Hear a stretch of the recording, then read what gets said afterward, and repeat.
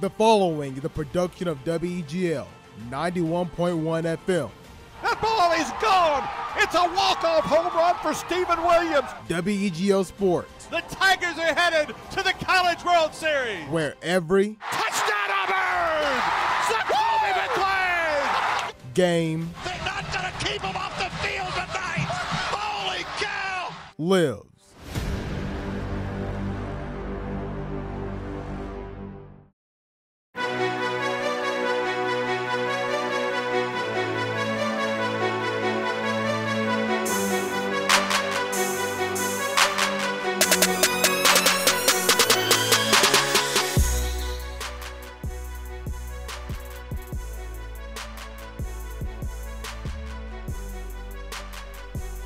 And welcome inside the Extra Point here on WEGL 91.1 FM and WEGLFM.com. Hello everybody, it is your beautiful, handsome, dashing, award-winning, stunning host, Jared Dillon, and joining me from wherever they may be is Alex Houston and Davis Carroll. Alex, we'll start with you first.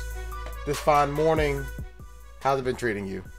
You know, I'm going to be honest with you, Jared. This was one of the worst sports weekends I've ever experienced in my life from a personal standpoint. Overall, there were some good games, but, you know, personally, it was bad. But Hey, don't worry. Good. I don't know what's going on. I'm just in a good mood. Don't worry, it's the worst sports weekend so far, because there's still more to go. That is very true. It could very easily. Actually, you know what? I'll pause. I'll say it's probably not.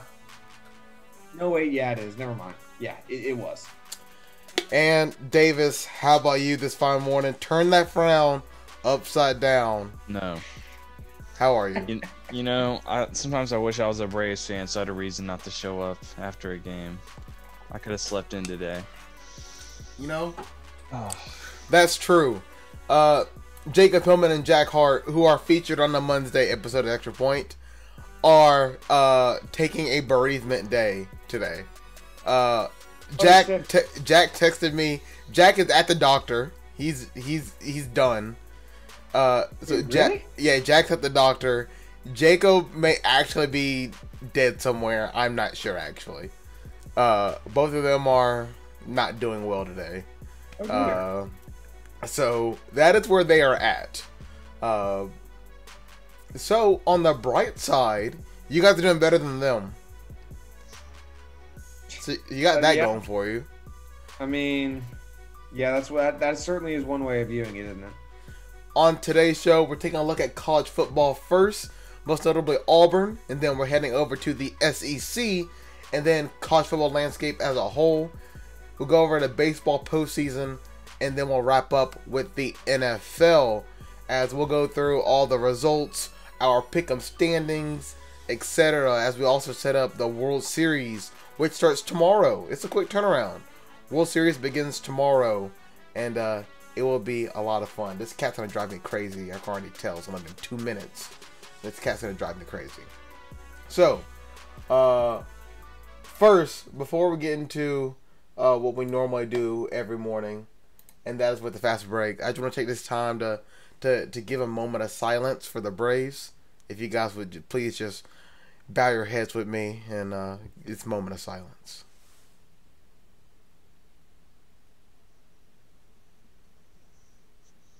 Alright, screw the Braves, thank you. Alright, now, let's open up every show like we always do. And that is with... Step back. Kiss myself, Neil Funk. Woo! Wake up. It's the fast break. Your top stories this morning. Your top stories for this morning. The Rays advanced to their second World Series after surviving the Astros surge. Randy Arozarena, former Cardinal, named the American League Championship Series MVP. And the Atlanta Braves come up short against the Dodgers after leading the series 3-1. Corey Seager was named the NLCS MVP. The Packers ran into a straight brick wall yesterday when Brady, Gronk, and the Bucks scored 38 straight to win 38-10. The Dolphins' Tua Tagovailoa made his NFL debut in the Dolphins' 24-0 rout of the Jets.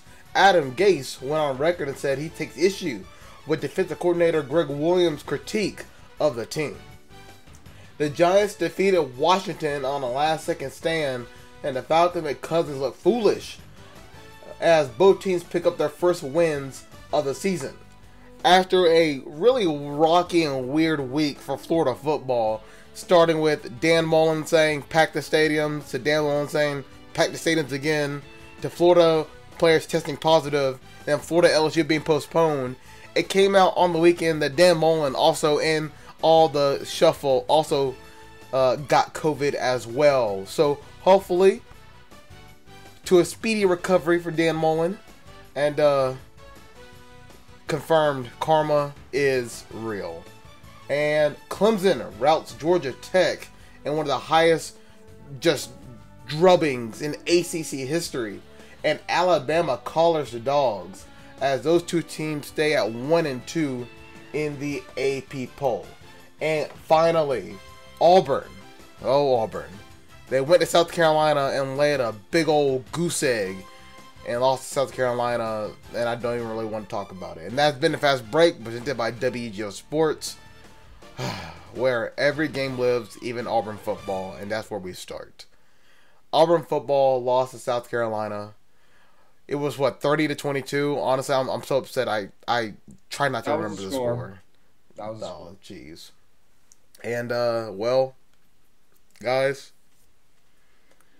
I hate to tell you this, but man, y'all should really listen to me for Pick'em, because I had it. The brittle bones, the glass, and the nachos, it called it. Yeah. Yeah, it did.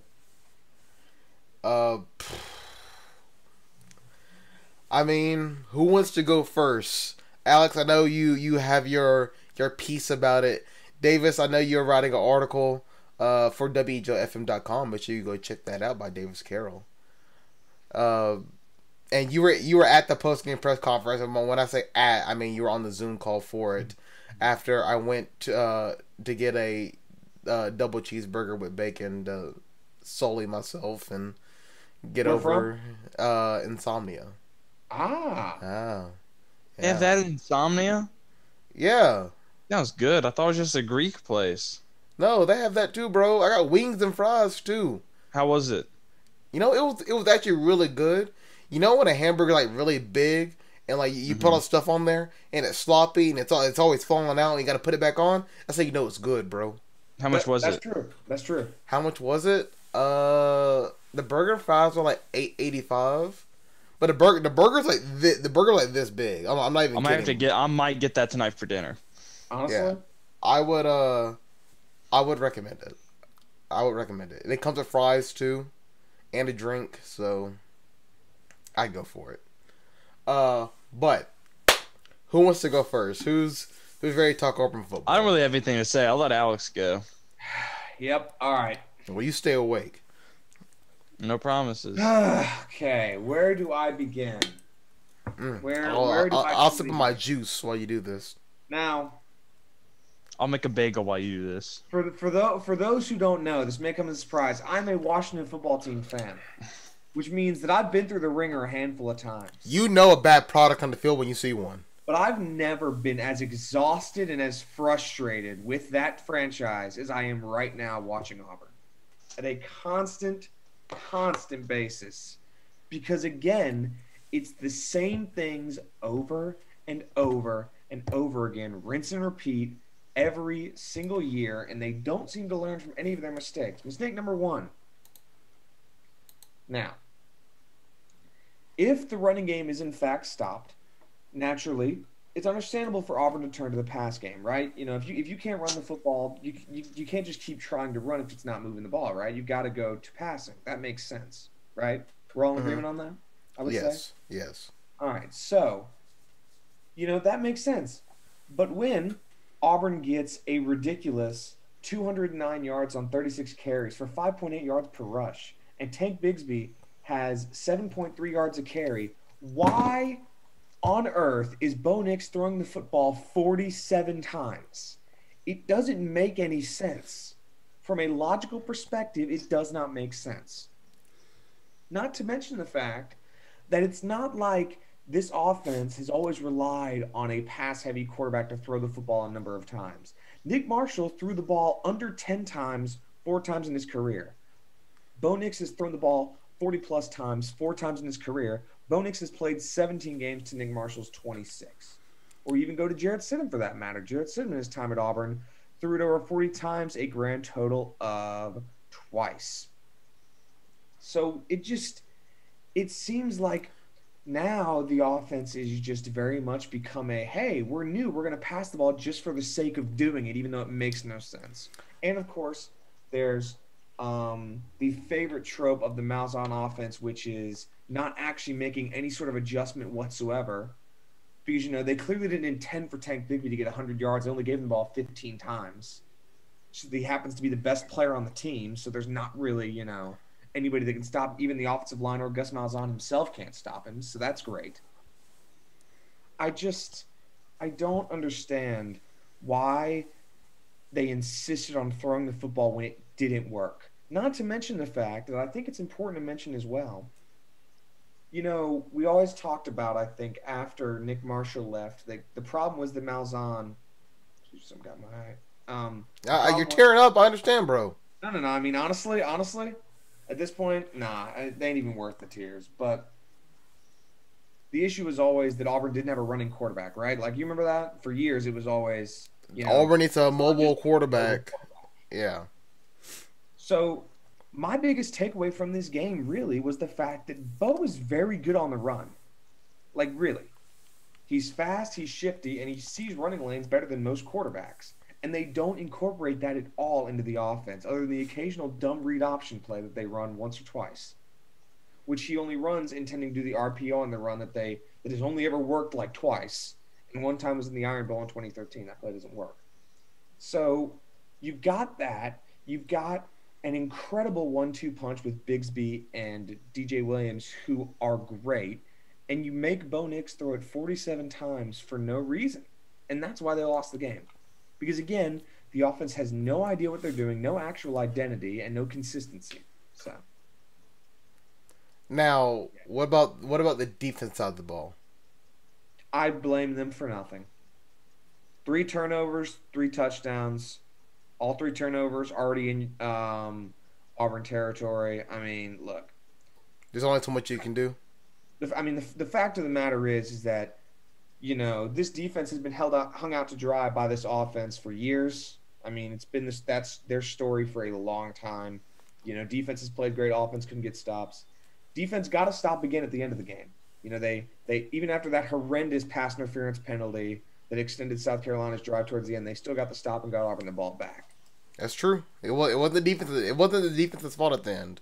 Exactly, and I mean it was 3 horrendous turnovers, and I mean at the end of the day, look, as I said last week, this defense will not win you any games, but they will not lose you games either, and that was the case here. They did not lose them a game. The offense lost Auburn the game again, because at the end of the day, they were outscored 23-6 for the remainder of the game. They failed in the red zone again.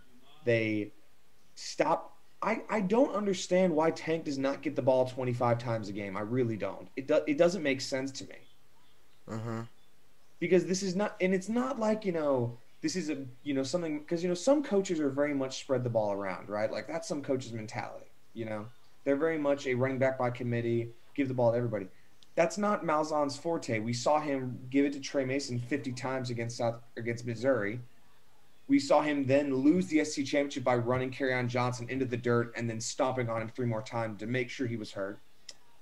So, I mean, at this point, I don't know. There's nothing saying that, they're avoiding it for any other reason. There's no reason to avoid giving him the football. He is the best player on the offense. He's the most consistent player on the offense. I don't understand what is the reasoning behind it. So I'm just grasping at straws here. Like, it seems like to me. Hey, that bagel good, bro? Hey, it's good. All right, I continue. I'm sorry. It seems to me as if this offense feels like you're not supposed to succeed unless they intend for someone to be successful. If that makes any sense at all. You're right. Like Tank, for example. Tank is the leading receiver against Georgia. Horrendous night overall for the offense, but the bright spot is Tank Bigsby, right? The next week, he only gets 3 catches. This week, they run the 2-minute drill to pass the football down the field, and Tank Bigsby doesn't see the field at the end of the game. So, not to mention there's, who was the Wildcat quarterback? What's his name? I don't know how I'm JJ blanking on that. Pegues? Exactly. It works twice against Arkansas. They run a horrendous 2-point conversion with him, and he never sees the field again. I don't really understand what exactly the reasoning is behind some of the decisions being made. Like, most times I can understand, like, oh, they made this decision. They made it because of this. It was the wrong decision, but they made it, right? Like, that happens with everything.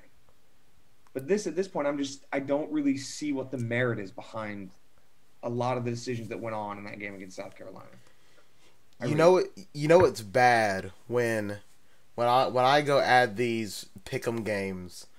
I usually look at top 25 games first, right? And I was like, man, Auburn's not even here anymore. Auburn dropped out the top 25. First time in 22 weeks. And I mean, honestly, that South Carolina game just felt like it. It had Tennessee 2018 vibes written all over it. It just felt that way. But they started out good, and then it's a matter of Yeah, so they did the same against Arkansas too, and I thought to myself, hey, Davis, remember I said they were 17-0, and like it's gonna happen again. Yes, that's what happened again.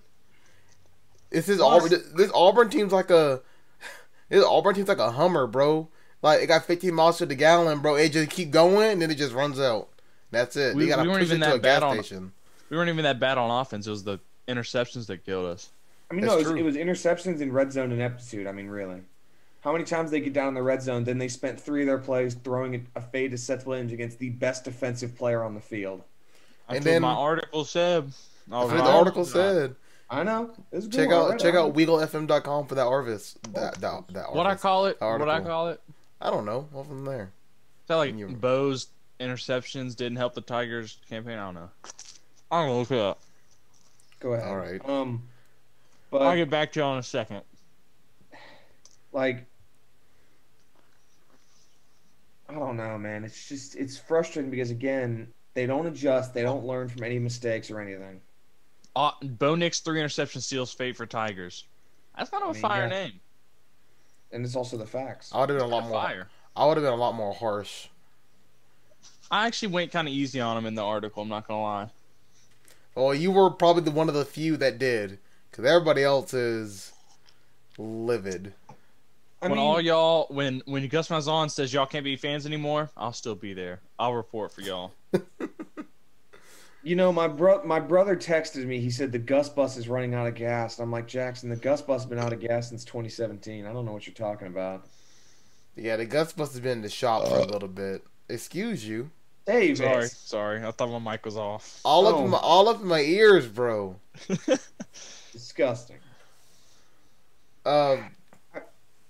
Sorry, not sorry.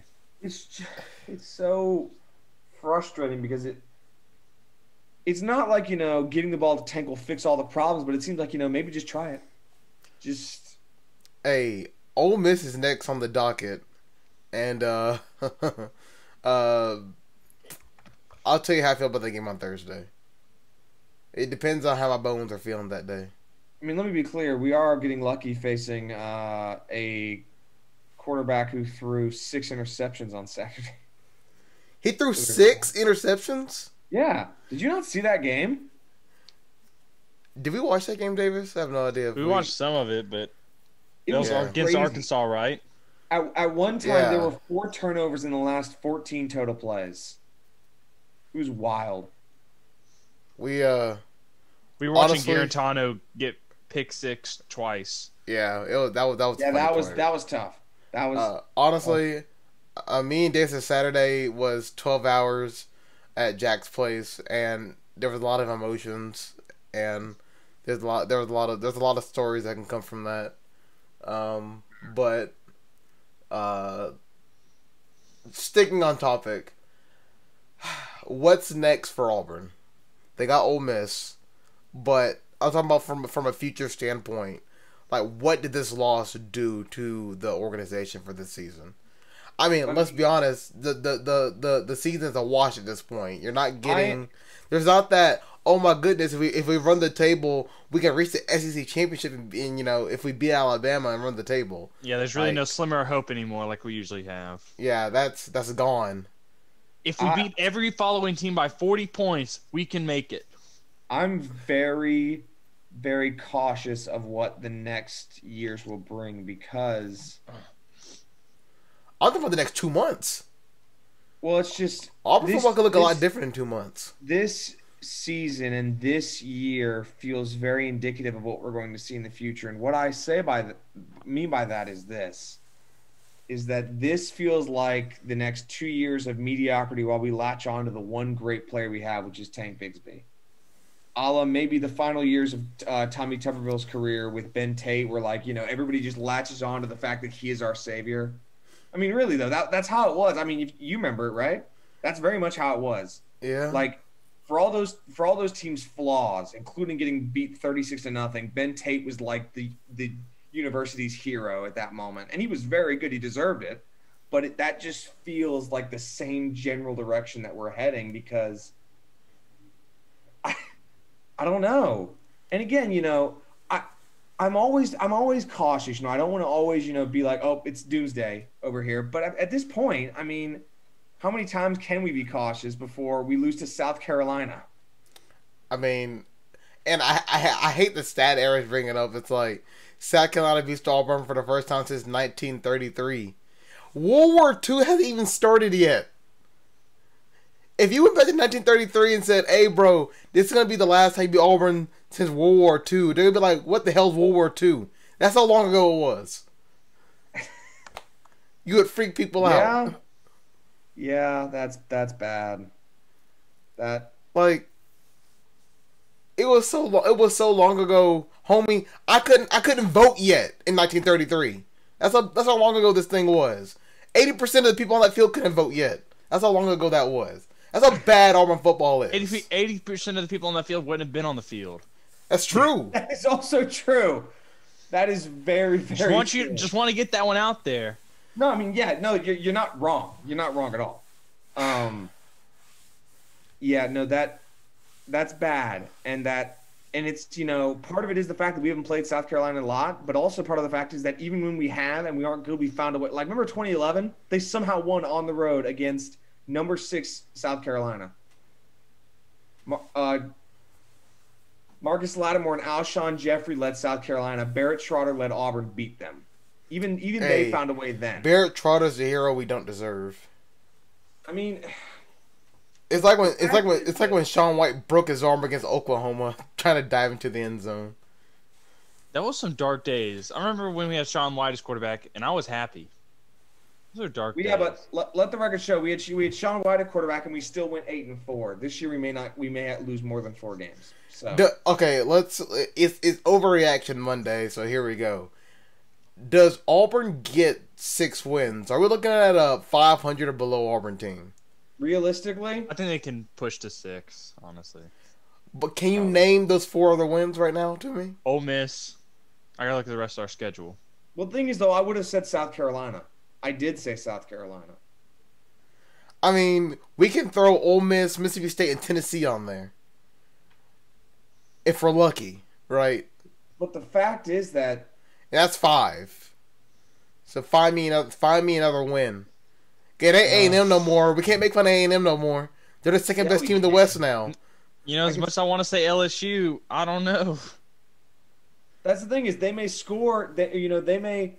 LSU may score a lot because their offense is good, but Auburn's not going to score anything on that defense just because they can't score on anybody. We're not beating Bama at this rate. No. Maybe Mississippi State if we're lucky. So we could maybe squeak out 5 wins. Does 5 wins keep you your job? I don't care if it's COVID or not. Okay. Well, I think COVID has to go into it because they're not going to... If they fire him during COVID... No, I think... Honestly, first I'll let you finish your part. I'll let you finish your part. I'm sorry. I'm trying to think of an analogy. So imagine like you're working you're working at your job, but for some reason you miss like a month of work, and then later on you get fired because that month of work wasn't done. Where you're like, well, I couldn't do it because we weren't here, and I feel like he has an argument to that. That wasn't a very good analogy. But since he missed spring training and a lot of stuff, I feel like he has an argument to that. And then they're just going to be like, let's ride it out one more year. Maybe this is just a fluke because he usually goes like 8-4 or beats Bama or something. But I don't think it is. I think just, get him out of here. I think this is one of the easiest times to make a coaching change. Because, that's just incorrect. Let me finish my thought here. I'm curious. Let him finish, Alex. Because, go ahead and think. Because the season's already pushed back a little bit, what is the season pushing back into? Spring? Early signing day. Which is big. So the season's already getting pushed back. Which means there's not a lot of time between the end of the season, which for a lot of teams, SEC is like December 12th or December 5th, right? So some games got pushed back. December 5th is the end of the season. For other leagues, it's like middle of December now. And early signing day is like right there on the back of the end of the season. And whoever your coach is a big pulling point for early signing day to get all the early recruits. That's number one. But number two is what I realize is that so many things are happening in 2020 that you can move on from a coach, not get much backlash because other things are happening on top of it, right? So it's kind of like, if you ever wonder why, like, for example, Auburn University self-reports violations on what day? Do you know? I can't remember. No. It's usually July 4th. What? Two reasons. And this was taught to me in a class at Auburn University by somebody in the head of athletics. Why? Two reasons. It's the summer, so everybody's on vacation, and it's on a holiday, so nobody's paying attention. Nice. If you make a move, now let me tell you something. When you make a head coaching move in the religion of the South when it comes to football, people are gonna notice. But if you're ever gonna make the move right now and you want to be covered up as soon as possible, it will be during an election year, during COVID, when your team is bad and your fans are upset. Because you're able to smush that news story down so quickly. Especially with what else is going on in Auburn around that time. Basketball is good. And Bruce Pearl will cover that up. The question becomes, who do you find if you do make that move? Steve Sarkisian! Get that out of here. That is another jar that you got to open. Is who's next? Who's up to bat? They're going after 3 people. Ooh, here we go. 3 people they would and in my opinion should. I don't know. This guy over here had his hand raised. Yeah, you freaking cut me off, Sorry, you go jerk. Ahead, go ahead. Sorry. Go ahead. So I think we should hire Steve Sarkisian, because if we lose to Alabama, it just adds to Nick Saban's stat. So at least we're doing something when we lose. At least we're being productive when we lose. Yeah, at least we add feel to that. Nick Saban's stat of beating his coordinators. Hey, I feel that. All right, Alex, I'm done. I mean, look, I'll say this. You know, you're like, oh, what if we go 5-5? Let's not forget, he has gone 5-5 before. He just doesn't have 2 cupcake FCS teams to boost the record to 7-5. Really. Ooh, call him out.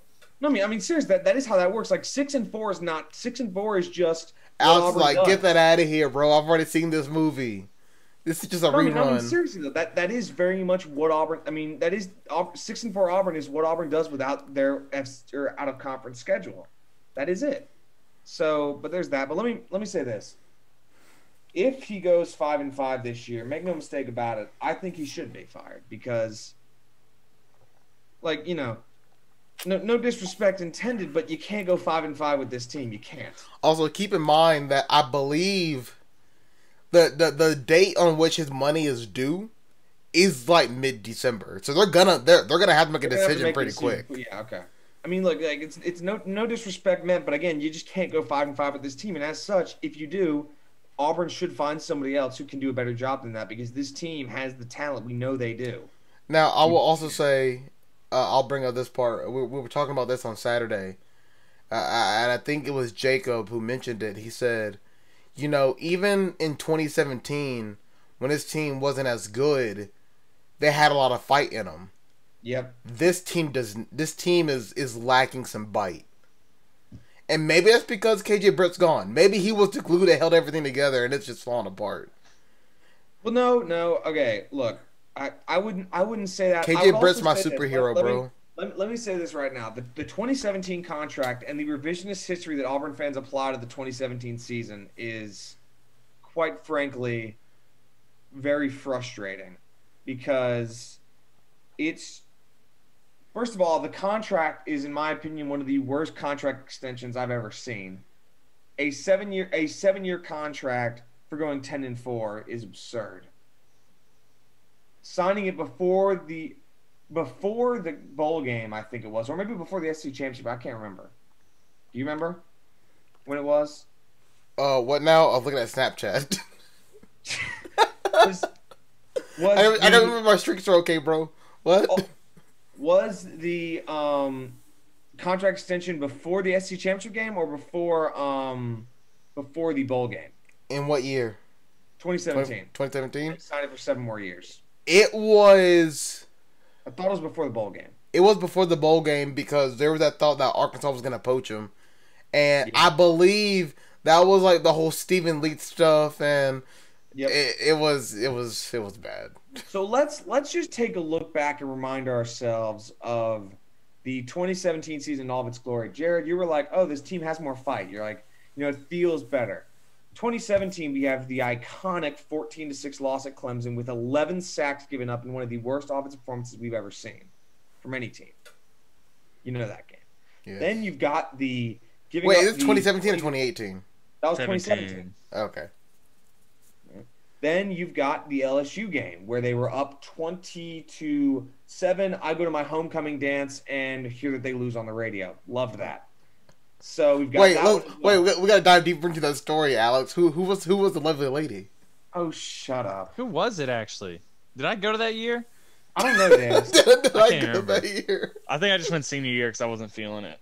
And of course, let's not forget in that LSU game, Jarrett Stidham went 9 for 26 passing, and they kept passing the ball and did not run. That was at LSU, right? Yes. Because I was in the stands for that game, and we didn't know, but me and Jack sat like 3 rows away from each other. And that was before. That was before we knew each other. That was before the extra point. That was the seeds planted, bro. Both bonding over your sadness of the loss there. All right, so you've got that game, right? Yes. Then you've got the crazy win against Georgia. Georgia comes out looking unprepared as the defense just feast on Jake Fromm for the whole game. Auburn scores 40, but, help from their defense and a lot of field goals, but still good game. So then, of course, you've got the Iron Bowl 26-14, where, of course, that is where Auburn's season comes to an end when Kerryon Johnson consistently gets the football despite the fact that everybody in the stadium can tell he looks tired. I recall turning to my dad 3 plays before he goes down saying, the man is looking gassed, get him off the field. Because it was clear as day on that Jumbotron, that HD Jumbotron, the biggest TV on the planet, it was clear that he was injured. And they kept playing him. He got hurt. There goes the SEC championship game. Then once you lose the SEC championship game, you lose a couple of players who don't want to play in a meaningless bowl game, and you lose that game too. And then UCF wins, which propelled the national championship thing, which then entered Joe Burrow, that UCF pounded on that one play where he was crawling on his hands and knees, and that's when his origin story started and he became a superhero. Yep. Thus, he then won the Heisman and made me look good. So, in all honesty, Auburn made me look good and got Joe Burrow a Heisman. Jared, you missed my point completely. You missed my point completely. What was the point? The point was, A, the extension was bad then, it's bad now. And B, the more fighting thing, that I'm not even sure if that I agree with. I just think that team was better. No, when I said more fight, I was talking about 2018 Auburn. The next year when they were bad, but at least they didn't give up. Okay. Well, maybe I would agree with that. Okay, sorry. So Alex, you know what's crazy? Right when Jared just shut you down, I got an email that said, "Stop spreading misinformation." Jared, you could have shut me down. I thought you were talking. That's why I asked. I was like, "Are you talking about 2017 Auburn?" I didn't know where you were going with that. That's why I asked. You said 2017. Look, I say a lot of things. That doesn't mean take my face value. Okay, well, it's just I don't know, man. This whole thing's a conundrum, and in reality, they're not going to fire him because the buyout is too big. They're going to wait one more year. Hey, but when people want him gone, and when I say people, I mean the ones with the money, right? It will happen. Yeah. Question is, who do you think we should get?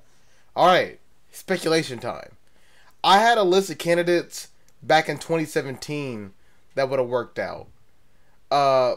Who's the homeboy at Iowa State that signed an extension? Campbell. Matt Campbell. Right? He was on that list because Stephen Leach was still here. Remember, Iowa State. It made sense at that time. Dean Chiswick. That's no longer a thing. That's gone. Yeah.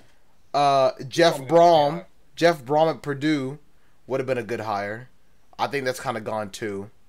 I think if you're looking at coaches that have been stable and they're looking for a new beginning, you got Gary Patterson at TCU and Fitzgerald at Northwestern, who both are programs where they shouldn't succeed at, but they've done well there. They've done well because, I mean, Northwestern should not be a good football team just based on the money it costs to go to that school, the academic requirements, and whatnot. Yeah, and they've done decently well with what they've had, which I think Auburn can appreciate because you got to deal with a lot of things over here. You got to deal with Auburn now. You got to deal with Georgia and Alabama. You got to deal with the pressure at Auburn, and you know that may be those may be stepping stones to. You know, we've been here for so long, we don't have much to accomplish, and I'm going to get out of here before I get fired for going really bad one season. Let me just go on somewhere else.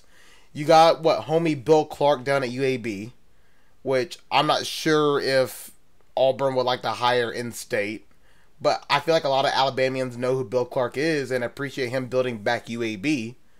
Does that translate to Auburn? I have no idea. I have no idea at all. Did you know UAB has not lost a home game since they started their program back up? I'm not surprised. He's done a great job at bringing back that. He's done a great job bringing back that program. I don't know if he survives in SEC land. I don't. I agree. I'm trying to think of other people. I've seen a couple names floated around. The biggest one I wanted years ago, which I don't think you're gonna get him now, is PJ Fleck. Yep. Western Michigan, when he was at Western Michigan, I was on the Western Michigan boat. I was rowing the boat before it was cool. But I don't think he leaves Minnesota. I think he likes where he's at in Minnesota. It would take a chain of events to get him out of Minnesota. I think nowadays with the way that football has blown up, with the way TV has blown up, you know, small schools aren't small schools anymore. Minnesota, with Fleck at the helm, has a chance to, you know, become a Big Ten power. Which, if so, they'll eventually get Big Ten money. In which case, you know, it won't be seen as an upgrade from one school to the next like it used to be. I saw the name Hugh Freeze floated around. Don't do that to me. Don't do that to me. I'm just saying that's what I saw. Don't do that to me. I didn't say I agree with it. Just what I saw. Look, there's a lot of names you can throw out there. I don't know. I don't know, man. You think you could get someone from the NFL, like a coordinator in the NFL? I mean, you could until we end up with Bill O'Brien. And he's like, "Hey, how do I trade Seth Williams?" And they're like, "Bill, how do I trade Tank Digby for a bag of chips and Alabama's kicker?" This says transfer portal. Does this mean I could trade people? No, Bill, get him away from the computer. In reality, that's end up with Adam Gase at Auburn. Don't do that to me. If you want to be bad, there you go. In reality, my biggest concern will be, no matter whatever coach they get, Kevin Steele should stay as the defensive coordinator. I am 100% confident that whatever decision they make, if they do go get a new coach, the first line on this contract is, you can bring in anybody you want on your staff, but Kevin Steele stays. And if you don't like that, you can go walk out that door right now. Yeah, I mean, because, you know, even with the defensive struggles, you know, they've had bright spots here and there, particularly from some freshmen, including redshirt freshman Chandler Wooden, who has been, or wait, no. I thought it was Chandler Wooden, but that's the linebacker. What is his name then? Who are we talking about again? Yes, you in the back. Your hand up. What was y'all think of Kevin Steele getting upgraded to head coach? Nope. Okay, yeah, I'm not on that board. I don't want to either. I just want to get y'all's opinion. You just Okay, so Look, I know what he did at Baylor. Okay, I know how to use Wikipedia. He was a coach at Baylor, and I honestly don't think he even wants to be head coach. that's Anyway. fair. I don't think he does. So- Either. I think You make it Chad Morris. We'll be the new Old Miss. I think we need to be careful about is that there may be a situation where, you know, a head coaching change happens and Kevin Steele's like, you know what? I'm okay with retiring right now. And he goes on to the sunset. What are you going to do then? He very easily could do that. That is something that I don't think a lot of people think about when they think about, hey, let's get a new head coach. Some guys are just like, you know what? I don't want to go through a new regime. I've had my fill. It was fun. I'm going to go retire and lay on the beach. That may be Kevin Steele. But, I mean, in the few times I've interacted with Kevin Steele, and by interacted, I mean we were waiting at a crosswalk for the light to go, you know, to light up. And we kind of just stood there awkwardly. I don't feel as though... That's actually a true story that happened. I don't feel like he's the kind of guy to go lay on a beach. So, maybe he stays. I don't know. It's like a scuba diver or a bungee jumper type. He's I'm gonna wake up and eat nails for breakfast kind of guy. I mean, I think Like a SpongeBob guy. Yeah. The Salty I think Splatoon. even if He's not a Weenie Hut. He's not a he doesn't go to Weenie Hut Juniors, bro. I think even if he were to retire, I think he would wait a year just to groom Coach T. Will to take over as defensive coordinator, because I think that's a very likely possibility. All right. We have spent 40 minutes talking about Auburn. Are we done with Auburn yet? Yeah. Is that out of our systems? All right, let's go to the SEC in general now. Bama defeated UGA. It was close for the first half, but yeah, second half it wasn't that close. Bama kind of ran away with it at the end. So, I guess my first question is, who is favored to win each side of their division? I think Alabama's kind of the runaway, right? Because the only other team is A&M, and they already have the tiebreaker over them. So it would take Alabama like absolutely collapsing for that to happen. But over in the East is kind of weird right now. Because you got Georgia and Florida, who are tied. No, they aren't. Shouldn't they be tied? Oh, wait. For some reason, my CBS thing hasn't updated, so it has their records before this weekend. So, yeah, they would be tied. My mistake. So, I mean, they would be tied. And, there's no telling how the East falls this year because so many things can happen. I mean, just looking at the East, I mean, because remember, we're playing conference only. So you have Georgia and Florida at 1 loss. And then you got Kentucky, Tennessee, and South Carolina at 2 losses. So what happens if, because, you know, Georgia and Florida play each other, right? So somebody's going to get a loss there. Let's say it's Florida. So Florida goes to 2 losses. And then for Georgia themselves, I mean, don't look, but Georgia has 2 games where they got to go on the road, and they better be careful. One of them's Kentucky. And that Kentucky team's weird. All right? Kentucky's the new, like, Ole Miss, where you didn't want to go on the road to play Ole Miss, like, years ago. And then they got to go on the road and play South Carolina as well. So is Georgia supposed to lose one of those 2 games, and they lose in Jacksonville? Take a look at Florida's remaining schedule. Florida obviously has to play LSU again, but Florida also has to play Kentucky. They got to play Tennessee on the road. They got to play Arkansas. I mean, the East is like one bad slip up away from being just a mosh pit at prom. That's how they've been every year, essentially. So, I would say, who's the favorite to come out the East? Because we already know the West. I'll take Georgia still. Davis, are you also taking Georgia? I reckon so. You know, I'll kind of go off the cuff. I'll say Florida. I think look, I know they lost to A&M, but I'm kind of more on the boat that A&M's actually a good team rather than Florida is not as good as we thought they were. I'll say that much. I think we're slowly gonna have a mental breakdown when we realize that midway through November, oh snap, A&M's 6th in the country. What are we gonna do? Because that may be a thing. A&M, it's going to be funny because they're going to make the playoff 9-1, 4th seed. Then Clemson's going to drop 87 on them, and it's going to be over. Because let's face facts, they're not good enough to beat anybody that's actually a great team. Like, look how favorable A&M's schedule is. They had to go through Alabama and Florida, but now they got Arkansas, which won't be an easy game. Don't get me wrong, Arkansas is good. All right, Arkansas is decent. They got Arkansas. Then they got South Carolina, Tennessee, Ole Miss, LSU, and Auburn. That's about a favorable schedule you can get in the SEC right there. And I mean, for A&M, I mean, they can run that table.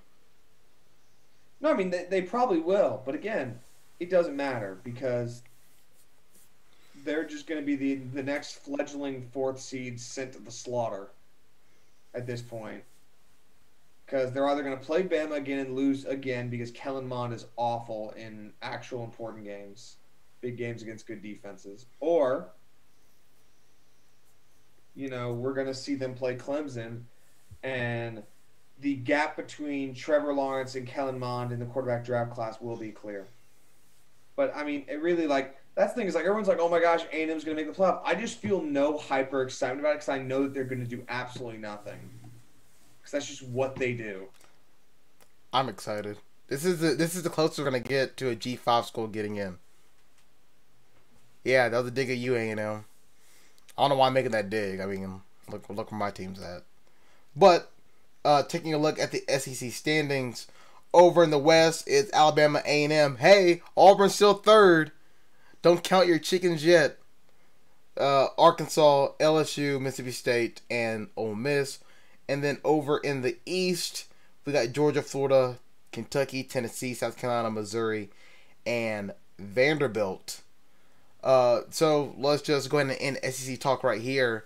Well, not right here, but what kind of happened this weekend to kind of change your opinion on a couple of teams? We know that Tennessee has completely fallen apart. Garantano got picked off like it was nobody's business. Yeah. And apparently so did Ole Miss. Yeah. So, again, I'm just going to read off some of the stats from the Ole Miss game, if you don't mind, because it was... Bury him. All right, so... Hey, you better wake up. The grand total of turnovers between the two teams was 9. That's right, 9 combined turnovers. Including... Matt Corral, 20 of 38, 200 yards, 2 touchdowns, 6 interceptions, but hey... Yeah, it was bad. It was crazy, actually, watching it. Because, I'm going to be honest. Watching Ole Miss these last few weeks has given me some respect for Lane Kiffin. Because Lane is clearly trying his best. Because, you would have not believed the amount of times Lane Kiffin was just on our TV screen just going every time. Every time. It was crazy because he was like, "What are you doing?" Just every time there's a pick. So Ole Miss, obviously they're a little worse than I think we thought. Mississippi State has not scored an offensive touchdown in 26 drives. Heck yeah. Wait, where'd they get their touchdowns from then? Turnovers. I think they were both touchdowns off turnovers. Let me see. Game tracker scoring. Right, it was Kellen Mond interception and okay, now it says they did score, but I saw that stat after the game ended. Okay, well I guess they did score. My bad, y'all. Maybe it was the first touchdown in 26 possessions. I thought it said they still had, but I guess that must have been in the middle of the game. That's my mistake. But still, they're bad, and Tennessee. People that believe the Tennessee hype need to, Georgia utterly dismantled Tennessee's hopes and dreams because they have not been the same since Athens. I mean, no, they have been the same. They're exactly. Oh, Popeyes. They are who we thought they were. No, but it's. And we let them off the hook. No. Peace, Don't you dare invoke the quotes from the great Dennis Green. I will not have that because no, they are not who God rest his soul. Okay, they are who I thought they were. Everybody else thought they were better than they are. Which I don't understand why people keep doing this with half the SEC. We thought Tennessee was good because they were showing it. No, they were getting better. No, they're in the worst. They're in the worst division, or one of the worst divisions in. Actually, no. SEC East isn't that bad. Yeah, the SEC East is better than all the Pac-12. No, yeah, but it's still bad. It's still bad, and they beat a bunch of teams they should have beat last year, and they lost a bunch of teams they should have lost to last year. That they are just a decently average team in a good division. That's all that they are, and that's all they will be, because Jeremy Pruitt can't get it done, especially with the team that he has right now. So let's see, the camera full of hair. Sorry. Look. I don't know. I still think the Tennessee team just needs a reset. I think what they need is very much just, I don't know. Like last year, what did they do last year that was good? Name one thing where you're like, oh, Tennessee's good. You're really going to make me look back at Tennessee last year and make me defend them? Don't worry. I already got pulled up. Was it their loss to Georgia State? Very good. Okay. BYU. Their 34-3 loss. Hey, that is new college football favorite BYU that's coming up. No, I agree. It looks much better now. So you've got your 34-3 loss to Florida, losing 43-14 to Georgia, or losing 35-13 to Alabama. They lost to the teams they should have, and they beat the teams they should have. That's the same thing. I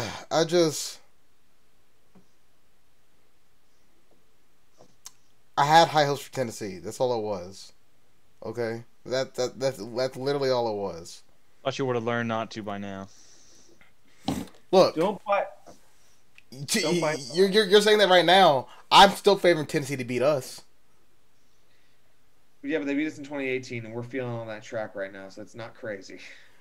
But doesn't that say something now? Doesn't that say something about Tennessee? That instead of making fun of them, we're like, yeah, they're going to beat us. But we still can't keep calling them bad. No, it says something about Auburn, Jared. It says nothing about Tennessee. Look, here's my thing.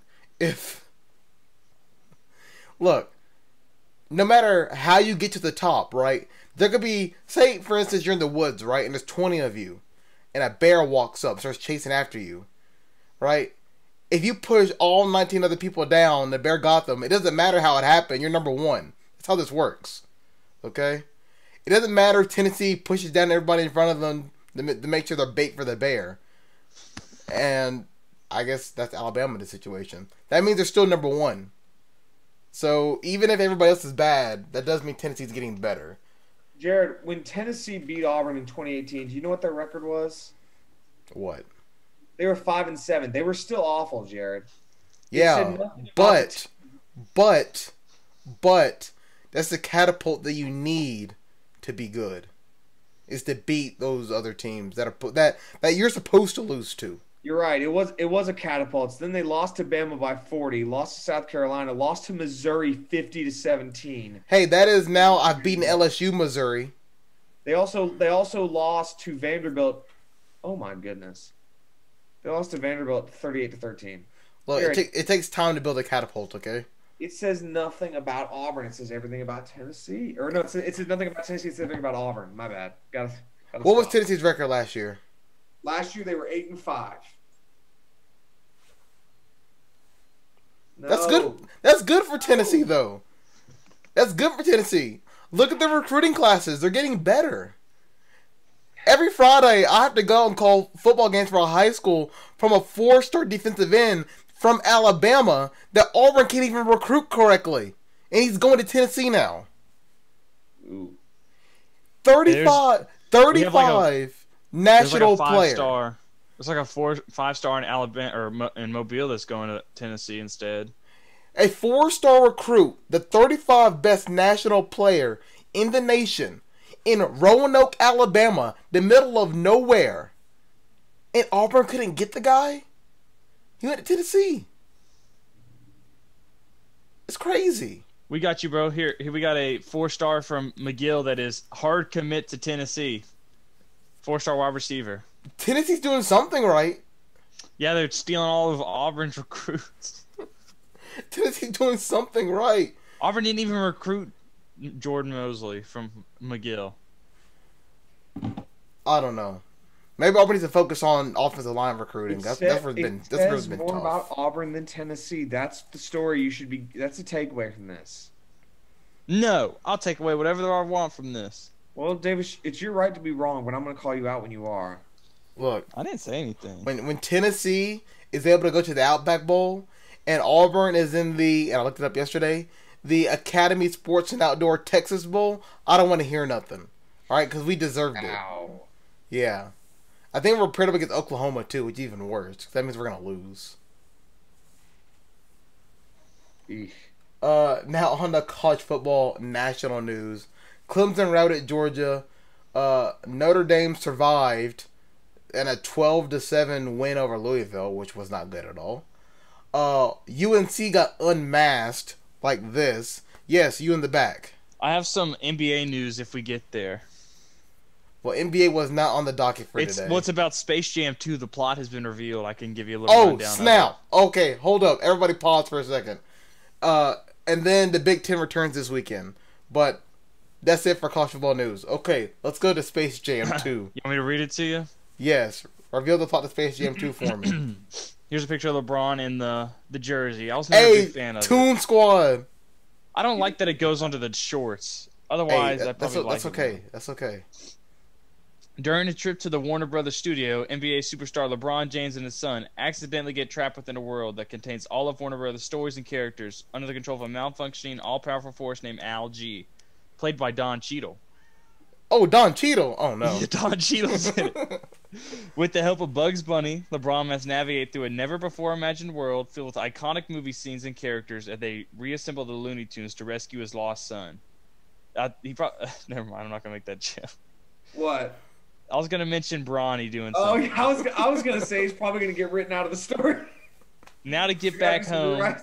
Yeah, he's going to get lost in a field of... Oh, no. Now to get back home, LeBron and the Tunes have to unravel Al G's mysterious plan and win an epic basketball game against digital gamified super versions of the NBA and WNBA's biggest stars, and as the entire world watches. That is the plot. You know, that doesn't seem as drastic as the Monstars. I want Monstars to make a return. Monstars are crazy. Monstars was awesome. Like, I don't know. I feel like we're sitting up to a situation where the first movie is going to be better than the second movie. The sequels are always bad. Sequels are not always bad. Yes, they are. Name me a sequel that was better than the original. Terminator Empire 2. Strikes Back. I've never seen any of those movies, so I can't dispute those. Well, that's Scooby-Doo 2 Monsters Unleashed. Now that is... Have you seen that one, Jared? No, I haven't. Oh my! We talked about this on Saturday. The Scooby-Doo movie I saw was Cyber Chase. That one's good. That one's really good. You know what? You can check out me and Davis's podcast Through the Lens on Spotify to hear about the Scooby. Hey, don't be plugging right now. Hey, I'm not gonna listen to that. Jared, what sequels have you seen? Can you name any? Tobey Maguire Spider-Man series. Spider-Man 2 is better than the first one. Wow. That's equivocally true. There's no debating that. It has pizza time. Oh, hey, pizza time. Hey, I Pizza remember time. that. It has That's true. Dr. Octopus. That's true. I do remember 2 better than 1. I will give you that. That's because it's better. So maybe 1 is it also better. very good, but 2 has Dr. Octopus. Well, Willem Dafoe as the Green Goblin's really, really good. It's true. He's good. He steals the show. And I think that's why I hold 1 to my heart very closely than 2. Hey, maybe let's hope he comes back to the MCU. Let's hope they get him back somehow. How is it? The the Saw movies. One's better than the 18 other that they did. That's Carrie Elways. I mean, fair, right? I'm trying to think of other movie series that I've seen. I don't know. I don't watch movies a lot. I got an example. What? No, never mind. Say it. Say it. I have an example, and then not say it. I was setting up for one, and then I forgot. The Dark Knight. The second one's probably the best one out of the three. That's true. Which one is it where Bane pretty much kills Batman? And just went. That's the third one. He just Shrek 2. Shrek 2. That's a good one. When's another Shrek movie coming out? Do you guys know? I don't think that's gonna happen. Wow. Toy Story 2, arguably better than the first. I still haven't seen 4 yet. I haven't either. The Extra Point episode tomorrow will be better than this one. That depends if Jacob and Jack that was rise, your joke? rise That was from the the joke grave. That was No, the no, grand no. joke you were sitting on this whole time? No, not at all. I just came up with that actually. What was the joke you were going to say? Your Let me put down my hand. Yeah, your Sorry, hand's Drew. still Let me put down my raised. Okay. Sorry. What was I about to say? Back to Space Jam. Yeah, that plot just seems too. I don't know. I wanted like you know, Avengers Infinity War. Oh snap, we're gonna lose. That's what I wanted. Yeah, they're going to make Space Jam 3. It very much depends on the believability of it. I think it's going to be kind of cool if they're going through like iconic movie scenes. That might be cool. That's true. I guarantee it's going to be like Casablanca, maybe like Terminator, I'll Be Back. Plus, why couldn't they make it the NBA Finals and then LeBron goes down 3-1 and Steph is like, we've been here before. They're all like, I think they're like robot versions of the players. Ooh. I think obviously the theme is going to be family because he's saving his son, so it's going to be, a whole journey of fixing their relationship or whatever, which, maybe that'll be based on reality. I don't know, but hey, I believe I can fly, bro. Are they going to show the scene where he disciplines Bronny after he gets back from the bubble? Do you think? Okay, look. I don't put anything past money because money talks. Is there going to be a moment where they mention Kobe? Because I may not be able to take that. Oh yes. Is there going to be a moment where they mention COVID? Do you think? Hey, we're shutting down we're shutting down the game, bro. Gobert was touching mics. Hey, where's your mask? Where's your mask, Buzzed Bunny? Bugs Bunny, put on your mask, bro. The camera pans to Gobert just touching everything again. I would put some serious money on getting a CGI moment with Kobe because CGI characters thing's a thing. I don't like that. I don't like doing that. Man, that's really a touchy subject, right? I mean, no, that with Carrie Fisher did not look good. Remember? Guys, I don't like it either. But LeBron ends every tweet with #Laker Nation, and he would very much do it. It's very much a thing. That would have to involve like a heaven scene or something. I don't think they'd be able to fit that in there without it seeing. Look, I'm not saying it's going to happen 100%. I'm just saying if I'm sitting in the theater and it happens, I will not be shocked. Really, I'll be hurt, bro. Would you cry? I would. Would I cry? No, I don't cry about anything. Yes, I would cry. Are you kidding me? Kobe? Every time I shoot in that trash can over there, I say Kobe, bro. It's in my veins. Let me go get my jersey. Let me go get my jersey. Go get your jersey, bro. It's in my veins. It's that Mamba mentality. That Mamba mentality gets me up in the morning. That Mamba mentality keep me going. You see this, Alex? Don't ever disrespect him again. What did I say? It's the Mamba mentality. It keeps you going. David sounded like LeBron. I was like, I want my respect. I didn't even do anything this time, man. I want my respect. I didn't say anything. I've disrespected Kobe before, but this time I didn't say anything. It's in my blood. I can't. So now, Jared, though, now we know that's what we got to do to get Davis up tomorrow. We just got to, at the beginning of the next point, just yell Kobe, and it'll be like, all right, I'm getting my jersey. It's like a whole. You just name any player I have a jersey of, or any team that I have a jersey of. Willie Cauley-Stein. Woo! Nope, I'm not gonna go put on. I'm not putting on a Willie. Hey, you got Nicholas Batum. I have 2 Willie Cauley-Stein jerseys actually. So That's even somehow worse. I got them for $3 off an auction site because they were signed. I didn't mean to get both of them. Davis, you can get a Chick-fil-A chicken sandwich and a drink for that, man. Hey, bro. he can get a I'll Popeyes chicken resell him biscuit. one day when he becomes a champion. I'll resell him Champion with who? someday. I don't know. Wait, what He's team on is the he on? Mavs right now. Oh my God, he is on the Mavs. I forgot. I was thinking of my own player. In that case, guess he's gonna be the Finals MVP.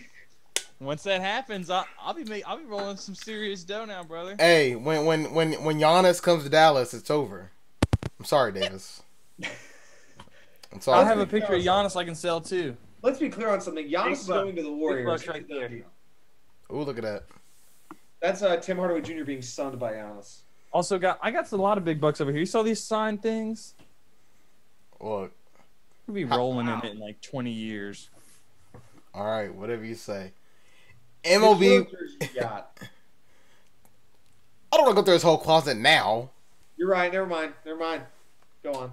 What'd you say, Alex? Nothing. Well, Jared, what were you saying? MLB postseason. Let's start with the Astros and Rays. The Astros send them back home. They didn't want any of the smoke. Rays got them. Flappy Boys win the series 4-3. And the Rays and Randy Arozarena, who was named the ALCS MVP, on the way to the second World Series ever. Entering the World Series with one of the lowest batting averages of all time, 208. Who is? The Rays. Oh. Yeah, it's not great. But then, on the other end, and this explains why Jack Hart and Jacob Hillman are not here today, the Braves had a 3-1 lead in the NLCS, and it did not end well. And I mean, for Jacob and Jack, who are Auburn fans, Braves fans, and Carolina Panther fans, this weekend was not great for them. So this show, the title will be dedicated to them, and yeah, it'll be dedicated to them. It'll be in remembrance. So squad up. Braves lose. They were oh so close yet oh so far away from the World Series. And now we have the World Series of Rays v. Dodgers. In the Extra Point playoff gauntlet standings, Jacob and Carter are in first place at 38 total points. Bay and Alex are in second place at 34 points. Davis is in fifth place at 33, and I'm in sixth place at 32. And although those numbers seem kind of large, right? It actually the lead for everybody actually shrunk down by like a point. And since I mean, there was like a total of like 28 points you could have gotten in the last round. It's gonna be even more for the World Series round. So I would say be ready, because anybody could probably win this bracket challenge, except for Jack. He forgot to fill his out, so he's at 12 points, but it's on him. So we'll still have a lot of the superlatives, like for example, what was the longest game? Funny enough, the Braves Dodgers series, the first 3 games were over 4 hours, which were longer than any of the Rays Astro games. Ooh. The longest was 4 hours and 15 minutes. That was game 3. That's why you picked the Braves. That was game 3 for that was game 3 when the Dodgers completely lit up the Braves. Who had the most home runs? It was the Dodgers. Actually, let me you guys take over World Series talk for like 30 seconds while I go get the paper I wrote everything down on. Alex, I want you to start first. World Series, Rays, Dodgers. What are you expecting out of this series from a young team, up-and-comers that everybody's excited about, and trying to turn Tampa Bay into a championship city, right? With the Lightning, you got the Buccaneers, and then the Dodgers, who has been a good team, but they just haven't been able to get over that World Series hump. Well, last week I said, when in doubt, go with the Dodgers, and everybody laughed at me. So that's the thing. I Davis, I don't know if you were there for that. No, I was not. Yeah, I said when in doubt, go with the Dodgers. And Jack and Jacob were like, the Dodgers? What? Yeah, they came back from down 3-1. I mean, the Dodgers have all the momentum. The Rays kind of limped into the World Series because they let the Astros come all the way back. So, I mean, I don't know what you're thinking, Davis, but I feel like the Dodgers have this World Series kind of on lock. I don't know about on lock, but I'm favoring the Dodgers because of this 3-1 lead they came back on. They were looking pretty strong throughout it. Cody Bellinger looked really good last night with a home run to kind of seal the deal for him. I'm back. But the Rays are still a really good team, and I think it'd probably go to maybe 5, 6, maybe even 7. I mean, I think it could probably go 5. I just feel like This is what I was doing at 5 a.m. this morning. 5 a.m. I was up at 5 a.m. calculating all of our points and everything. Who did I pick to make the World Series, Jared? All right, so here's a cool thing. We all got at least one World Series team right, whether it was Rays or Dodgers. I chose Dodgers. The only person to get both of them were Jacob and Alex. They both picked the Rays, Dodgers, so they got 2 points each. It was 1 point for each team you got, so a lot of us got 1 point. Alex and Jacob got 2 points. Nice. Correct. Top 2 team eliminated first. Bay, Carter, Jack, and Davis all picked the A's to go first. So yeah, there went that. That NLC was wrong, wasn't it? Huh? Oh wait, no, you meant top 2 teams to get eliminated in like the ALDS or whatever. Yeah. That was one that was kind of far back away that I didn't add in yet. NLCS, like I said, Game 3 was the longest. It went 4:15. Game 1 and Game 2 of the NLCS both went 4 hours and 12 minutes. So that's a cool stat. There were no shutouts. There was a question on there saying who would get the most shutouts. There was no shutouts at all in either series. Who had the most home runs? The Dodgers had 16 home runs. The Astros and Braves had 9. The Rays had 11. So the Dodgers led the way with that. Runs given up. The Rays give up 22. Astros 25.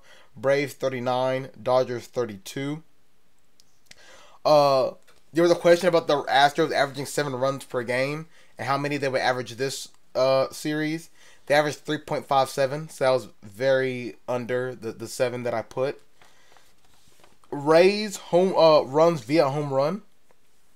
Before, the number was like the Rays scored 75% of their runs on home runs, which was the highest ever in a postseason series. What would be the percentage this time? They scored 16 of the 25 runs via home run, 64%. So that was a pretty good one as well. And then there was a question like the World Series record for home runs was not World Series, but a series record for home runs was back in like 2008. It was like 26 runs. And that question was asked about the Rays Astros, when ironically it was Braves Dodgers that tied the record for a home run hit in a series. So there's your inside MLB stats that we calculated at 5 a.m. Congrats. Good job. Hey, this is the content that we put out. It is.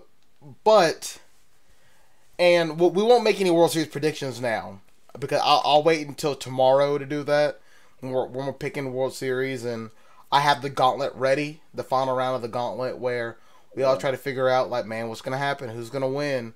I'm still aiming for the Triple Crown, okay? I want to win NFL Pick'em, College World Pick'em, and the gauntlet. War Games is a whole different story. We'll get to that later. But, yeah. I think currently right now the Dodgers are favored to win the World Series. I believe, according to ESPN's like StatCast or whatever they use to calculate games, the Dodgers have like a 69.3% chance to win the World Series, which I think is a little bit high, but neither here nor there. Davis, have you said your piece about the World Series? Do what? Yeah. Have you said your piece? Yes. I'll say right now, what happened with the Braves?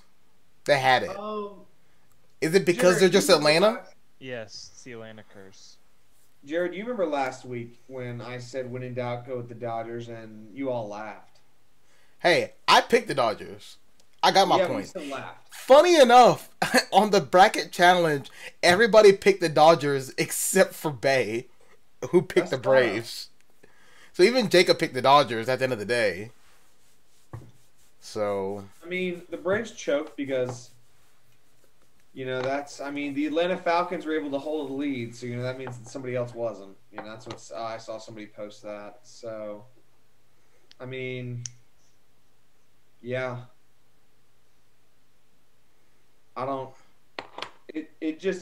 I'm honestly kind of in shock of how those two series turned out. Because like I said when you walked away, I was like, I'm going with the Dodgers this series just because like the Rays have no momentum in my eyes at all. yeah, They limped into the World Series at this point. it's kind of hard to say the Rays have a momentum on their side when what were they also up 3-1 or was it 3-2? They were up 3-0. It's even worse than I thought it was. Yeah, they were 3-0, and yeah, they won the series, but you lost, 3 out of the last 4 games. Where the Dodgers, they came back from 3-1, and they're running roughshod into the World Series. I mean, they're on fire, about as on fire as you can get. It's so, but. We've seen those end. We've seen the Lakers versus the Nuggets this year. The Nuggets were as hot as could be as any team in the NBA, and then but of course, I also think the Dodgers are a better team than the Rays anyway. But that's, and in the fact that I called out the numbers. The Dodgers scored 39 runs. The Dodgers hit 16 homers. I mean, this is an offensively good team, and it may just come down to. Look, I know the Rays pitching is good. I know that's been like a cornerstone of their success is that they've had really good pitching. But if your pitching fails you in any game, I don't know if the Rays can outscore the Dodgers. I feel like the Dodgers have almost equally as good pitching. They should. It depends on what kind of It depends on what kind of Kershaw you get. I guess. And then you have Walker Buehler, Dustin May, and some others in the bullpen that are gonna produce pretty well for you. Not as good as Clayton Kershaw or Ty Glasnow, of course, but still. The other superlative was, does Walker Buehler break Randy Johnson's record of in your first 9 appearances getting 7 or more Ks? He was at the record was 8. He was at 7.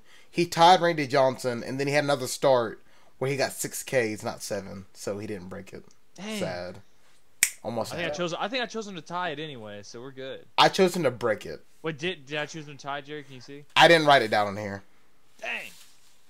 But I will say, I mean, for the Rays, that Astros series I think will cost them this series against the Dodgers because it was not like the Astros were on fire and were winning. Game 4 3-4, Game 5 3-4 with the Astros hitting that walk-off winner with, I think it was Correa hit the walk-off homer. So. Imagine if they could have won Game 4 or 5, gotten those extra days of rest as the Dodgers-Braves series went along. That would have been an even bigger advantage than anything. No, that's not right, is it? What? No. ESPN scared me. I was gonna look for the time for Game 1, and it said 12 a.m. I'm like, wait a minute, that's not right. Somebody just messed up on the math.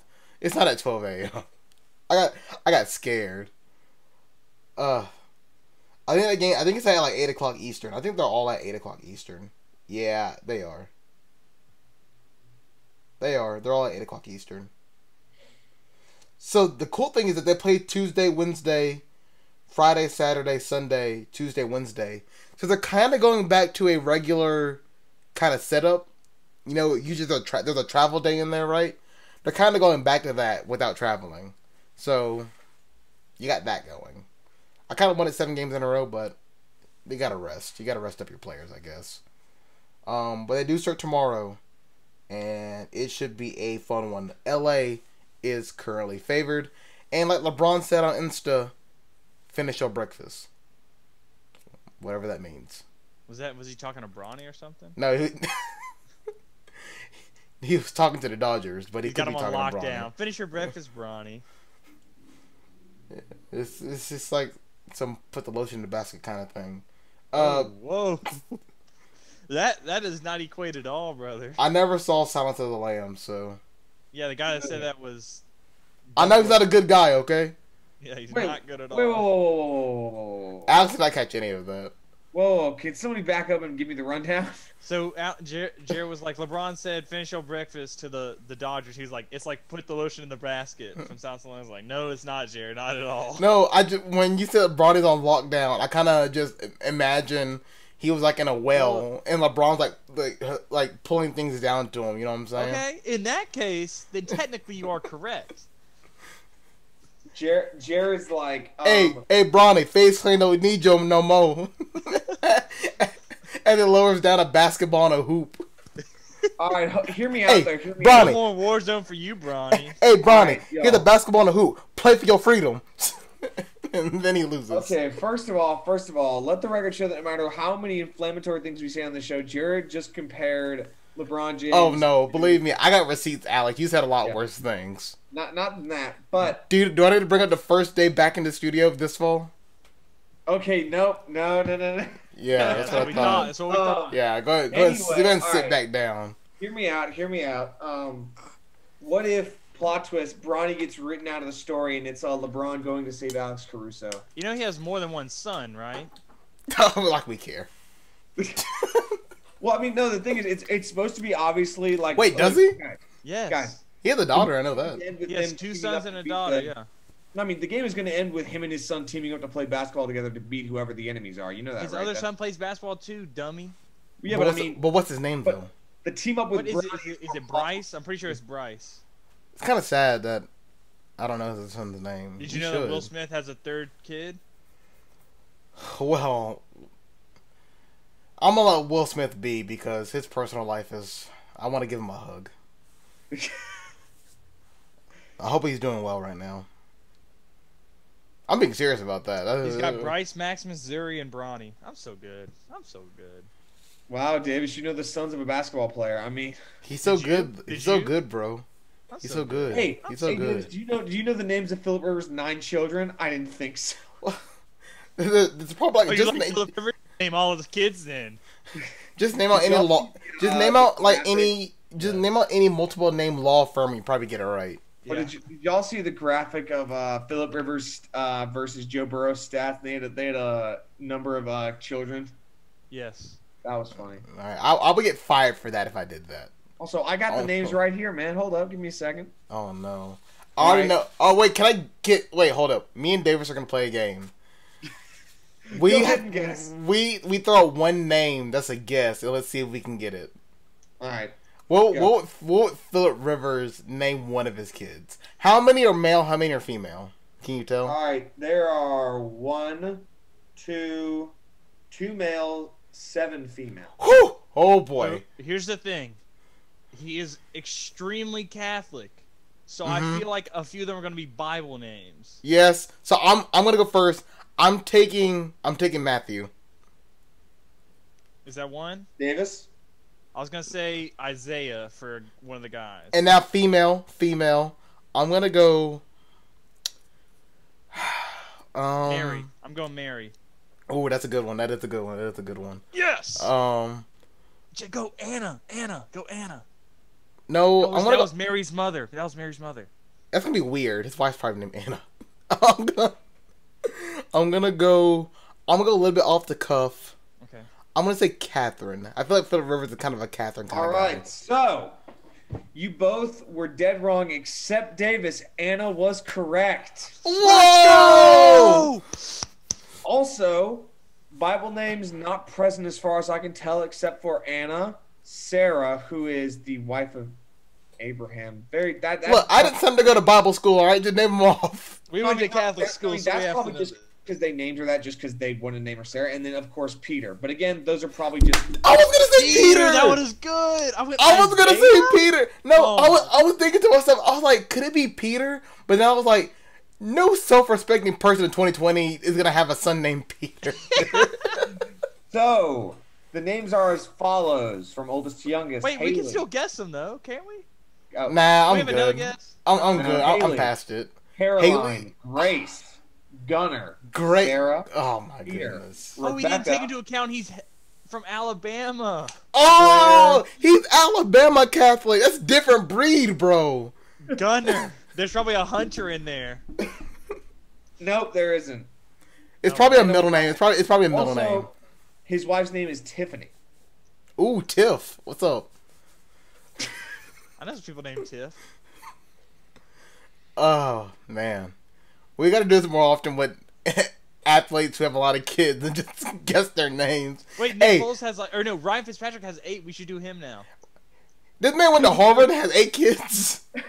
They took him a whole section when they were watching the game yesterday. All right, hold up. I got it. I'm Googling it. He went to Harvard, bro. That means his children are going to have, like, cool names. He probably developed an algorithm to come up with names. Alex, you're going to have to tell us where he's from, like, exactly. Ryan Fitzpatrick does not have 8 kids. Then whose kids were those? Also, we gotta find out whose kids they were. Ryan Fitzpatrick proposed to his wife at a McDonald's that's attached to a gas station. And my dad proposed to my mom at a sports bar. Hey, nice. Across a table. Hey, that's nice. That's nice. We're getting the names right here. How many kids does he have, though? It looks like he has 7, actually. One thing said he snap! He threw a touchdown. You saw that? Marshall Falk has 10 kids. Oh, no. Oh, lordy. All right, so Ryan Fitzpatrick has 7 children. What? Oh, I said 8, and I was magically ostracized. The first article said it was like 4, and I was like, okay, dude. All right, and that's like not sure what happened there. Okay, so you guys are free to guess them, and I shall give you his place of birth to help with the guessing. 1 second. I'm scared. You don't need to be scared, Jared. Dan Marino has 7 kids. Dang. The more money you get, the more kids you be pumping out. It's like a factory. Scottie Pippen has a ton of kids. we don't. Let's not go to the homies. That's gonna be a different story. let's not do that.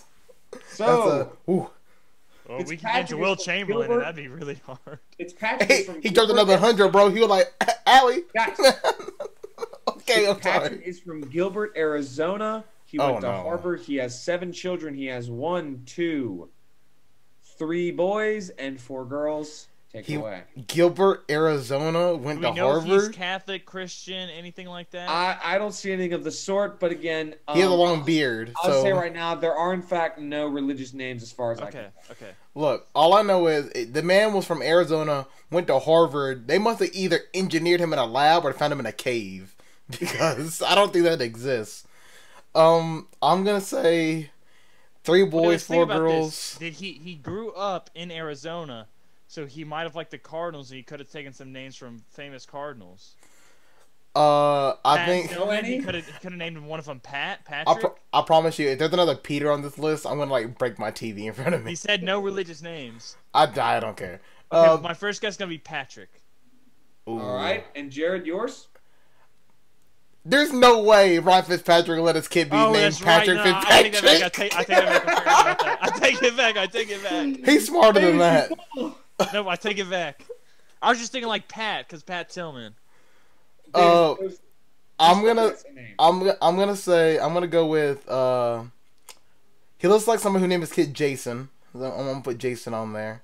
Right. And then for girls I'll say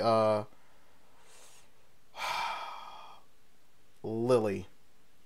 All right. I'm gonna say Anthony and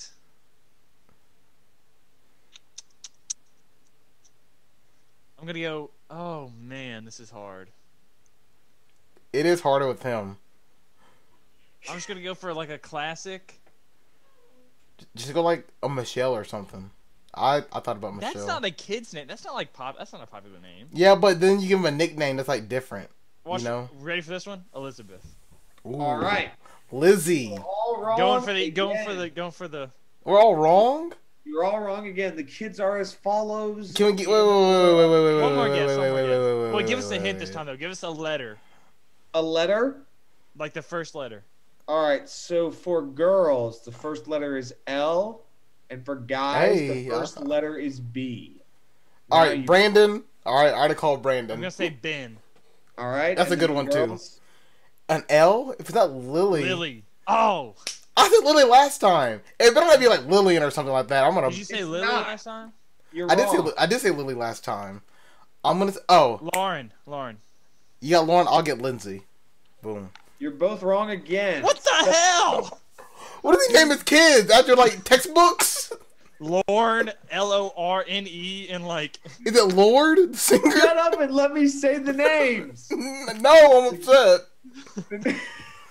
Is it Are as Bryce? follows. is it Bryce? From oldest to youngest, Brady, Oh my god, he said Brandon. That's close. Tate, Lucy, Maisie. What? What did he say? Macy the store? Is that where it went? Oh. One's gonna be- M-A-I-Z-Y, Maisie. Oh, like a maze of corn. Like corn. No, corn is called maize, Jerry. Close enough. M-A-I-Z-E is maize. Look, I already told you I failed journalism fundamentals. I don't know how to spell. That doesn't mean anything to me. Were you having to spell maize in your Journals of Fundamentals spelling Look, test? I'll let you in a secret, okay? In 8th grade, my teacher in English put me in a spelling bee, and I didn't really care, and I misspelled the first word, and it was diamond. D-A-I-M-O-N-D. That's what I said. I forgot the A, bro. The final two names are the final two names are Ruby and Jake. Jake? Oh, that's such an easy name. Man, I'm Am mad. I doodling one more person, or are we gonna call it a day? I like this game. I I don't know. Doesn't Davis have class in like? No, that's on Thursdays. Oh, We can do. we gotta save it for when everybody else is here. Yeah, I We agree. can Actually, do one more to test it out. Why don't we do Wilt Chamberlain? No. Or we can do Karl Malone. All right, I got it. Otto Porter Jr. Oh Lord. We'll save it. We did 2. It was good. Let's head to This the is NFL. a new segment. Every week we have another athlete with a lot of kids. If you guys want to send Jacob and Jack off the show, go right ahead. But they're not going to do this. Yes, they would. The amount of times Well, Jack is I don't even know walking Jacob away- is alive right now, so I could be sitting Jack's at at the hospital, you said. Yeah. Okay, Jack's was in the he okay? hospital. Like, why is he at the hospital? He said he couldn't speak. He's fine. But I wanted to hype it up like he got admitted or something. Oh, my He's in the Lord. mental Just institution. like on Saturday, after Jack was so depressed after the Braves lost, he went to go take a shower, and then me and Henry had to go check on him, and we almost executed a search warrant on his bathroom by kicking the door in, because we didn't know what happened in there. Oh my goodness. I had a That's chicken wing. spoiler alert. I had a chicken wing, and we were knocking on the door, and Henry's like, "Jack, are you okay in there?" He just wanted to go take a shower at the Braves lost. And Jack didn't answer, and Henry knocked the door like 3 more times, like, "Jack, are you okay?" And I'm just with my chicken wing. I just look at Henry, I'm like, "Hey, bro, I'm gonna have to kick this in." So we almost kicked in Jack's bathroom door. Alex, how about you miss on Saturdays?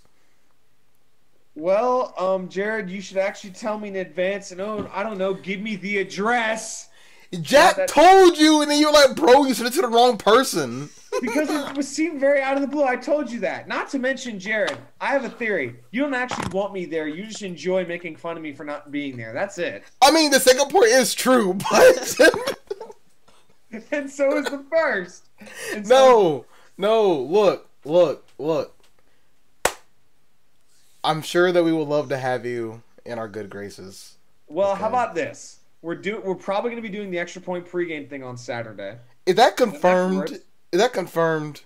I'm going to talk to Britt today. He's probably going to announce it at the meeting. But if they asked us to do it, or we're talking about doing it, I don't know why they would be like, never mind. So Because we lost, and they're like, "Wait Because a we're minute." gonna start guessing like Cam Newton's kid's name. They're like, "Oh, cut it off, cut it off." Anybody Hey, got a name guess out there? everybody, welcome We to should the Extra do that. Point. We should go into the crowd and be like, "What do you think so and so's kids' names are?" Hey, stay back. For real. I told I'm you. being for real too. I already told you, if somebody gets close to me, look, Rona's still going around. Somebody get close to me, I will perform the Heisman on somebody. Ain't nobody safe. Okay? I got Lysol too on my hip. So look, if we do that, I want everybody to know I will call it Auburn football. I will pick Ole Miss if it comes to it. So I was gonna pick Ole Miss too, but they threw 6 Look. interceptions. So. Look, however I feel when I wake up that morning, my bones, they tell me stories, bro. They talk to me. You feeling Okay. a glass in your nachos? Yeah. So y'all just need to listen to me, bro. I just need to listen to me. Let's go to the NFL. Oh my goodness, NFL pick. We weren't done yet. No, we didn't get to the NFL at all. That's why I said stop with the kid names because we haven't got to the NFL yet. We mentioned Ryan Fitzpatrick. Yeah, that's us going on a tangent. We just happened to fall into the NFL.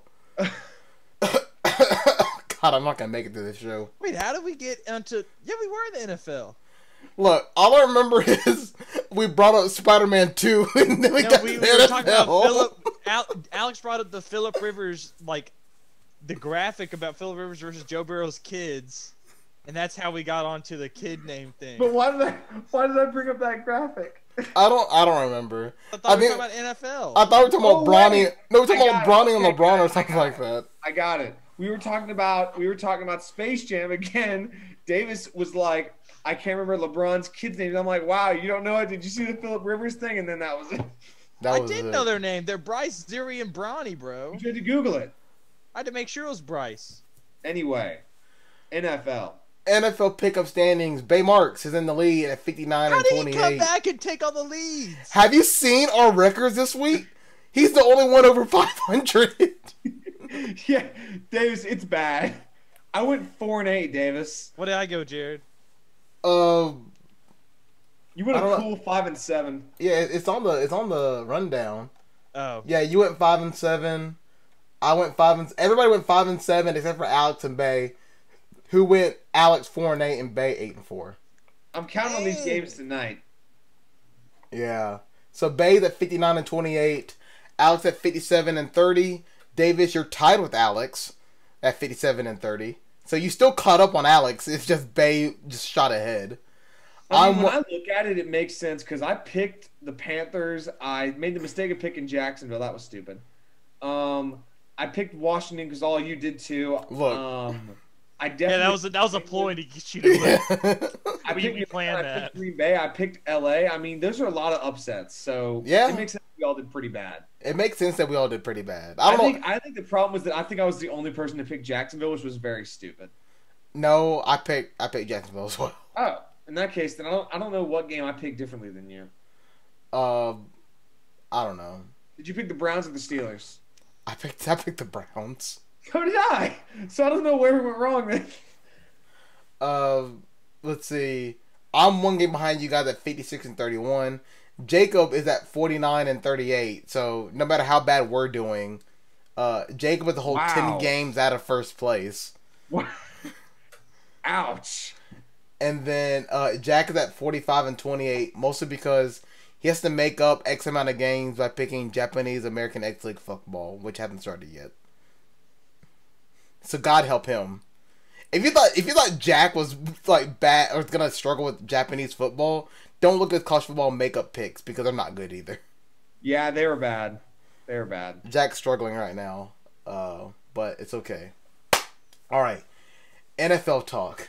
Like we were saying, NFL's kind of crazy this weekend. There's a lot of upsets. It was a mess. It was a mess of epic proportions, and somehow Adam Gase will still have a job next week. So. Adam Gase even called out his own defensive coordinator and said, "Bro, I don't appreciate this." Yeah, and everybody's like, "What the heck are you talking about? We don't appreciate you at all." They scored 0 points.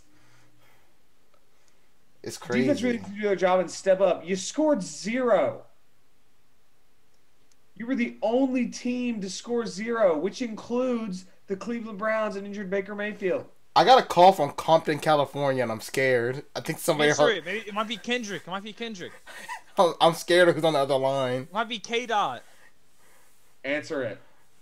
No, well, I mean, it's already passed. I don't know who it was. If it's important to leave a voicemail, okay? That's fair. That's fair. Let's play some Kendrick. I mean, look, I really am shocked at how the Bears managed to beat the Panthers. I thought the Panthers were better than that, but Teddy Two Gloves was like, "Nah, Chief, we ain't about to win this one." Yeah. Davis, what happened with the Panthers? I didn't watch the game. I didn't either. I mean, I started watching it, and then we started playing games where I was at, so I didn't. I mean, like I was like, when they started playing bad, I was like, well, we're gonna lose, honestly. I mean, the Colts went up 21-0, and then they came back. No, the Bengals went up 21-0. I thought the Colts went down 21-0. That's the same said thing. Up. Oh, look, It's okay, Jared. We still love you. the juice got to me. Okay. Oh my god. At The the end of juice. the day, I think the biggest takeaway for me are two things. First of all, one, the Packers looked awful. Not bad, not, one bad game. They looked awful. And I think that's a big issue. Also, Ron Rivera is actually tanking, and it's kind of funny at this point that nobody has yet called him out for the fact that he is actively tanking to get the first pick. Are you upset about that though? Yes. Why? Because they could have won that game. You need a quarterback, bro. He's Riverboat Ron. He went for it on 4th down. What'd you expect? You Yeah, hired him. this is what you hired. Is Riverboat Ron? No. What I hired was to finally get some stability. However, he has had games where they were down and he didn't use his timeouts because, quote, he didn't want to get anybody injured. Now his excuse for going for 2 is the only way to learn how to win is to play to win. So which is it? You don't That want to literally sounds like Riverboat Ron. That's literally what he. he did with the Panthers. So he just pivots. Yes. Yeah.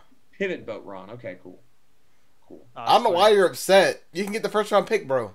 It's annoying because it. Hey, you're trying to get Trevor Lawrence. Won the game. Yeah, do you want Trevor Lawrence or not? Because I'll take him. Yeah, we'll take him. I want my prediction that they won't be as bad as they were last year to be true. And they are on track to be as bad. Alex, you're the only one that ever believed in that. We knew it was going to happen. 4-12 is still better than 3-13, and they're even going to go 4-12. Look, if make you feel better, we also fell for the ruse that Washington would win. Yeah, I just thought the Giants were worse, but I guess it's true that y'all are the worst team in the NFL. I mean, no, the Giants are worse. Washington just made a bunch of stupid mistakes that kept them in the game. Wait, who won the game? No, I mean, no, Davis. The Giants had like 20 yards in the second half. They are, in fact, worse. But who won the game? Hey, scoreboard. Yeah, scoreboard, bro. I mean, make no mistake about it. Washington's ability to get in their own way with things is Alex, bad. answer the question. Who won the game? The Giants. Exactly. I rest my case. Hey, wait, Wait. Hey, Davis, who won between the Panthers and Washington last year? That was last year. This is this year, Alex. No, but who was better last year?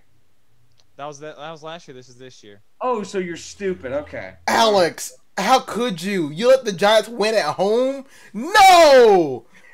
It was supposed to be the Guardians' record for 2020. The Guardians will be the last team to win in MetLife in 2020, and they ruined it. Ah! Thanks a lot, Alex. I'm sorry, everybody. Oh my! No, you're not. I'm very sorry. That honestly ruined my However, day. I don't know how I'm gonna make it the rest of the My day. biggest issue is that now they're so bad. They're just going to waste the career of another great player because Terry McLaurin's a top 10 receiver in the NFL, and they're going to waste it on nothing. Whoa there, Cowboy. Are you sure he's top 10? Yes. Who's name who he's above? I mean, he's just 10th. The Redskins ruined my day so bad. I'm going to sleep after this show. He is in fact 10th. Jared, no. I'm going to sleep, bro. No. I'm going to sleep. I can't handle Washington. I think I actually called them them by their I'm notice. I'm unhinged right now. I apologize. You're canceled. Washington. Can't believe this. I'm sorry that they ruined the I'm Guardians. sorry. Did you say it's Scary Terry was the top 10 wide receiver in the league? Yes, he Yes. did. Based on what? Your Madden series? Based on the fact that prior to last week's game or this week's game, he was top 10 in most statistical categories with no quarterback play and still has no quarterback play. If you gave him a good quarterback, he would be top 5, but that's beside the point. Yeah, they're trying to. His name is Trevor Lawrence. Well, maybe that'll work out. But as far as it goes right now, he has no quarterback play, and he's still good, and he's still top 10. So. Look, Julio scored his first touchdown of the season this past weekend, and he was still in front of Scary Terry. In my mind. Julio's I mean, yeah. better. No, yeah, Antonio no. Brown hasn't even played, and he's still better than Scary Terry. Mr. Big Chess. I mean, Hey, look, I'm Grandma, I'm free. And then he never came back. Did he ever start his rapping career? What is he even doing nowadays? I don't know. I just remember that he put out an ad looking for white women, and I don't know what happened after that. I remember that. I was like, what's happening to him? And I was like, ooh, well. That escalated quickly. Gave me the vapors. Oh my goodness. I can't handle this anymore. Where were we at in the NFL? We went over one game. That was Washington. Did you expect us to go over any more before we went off again? No.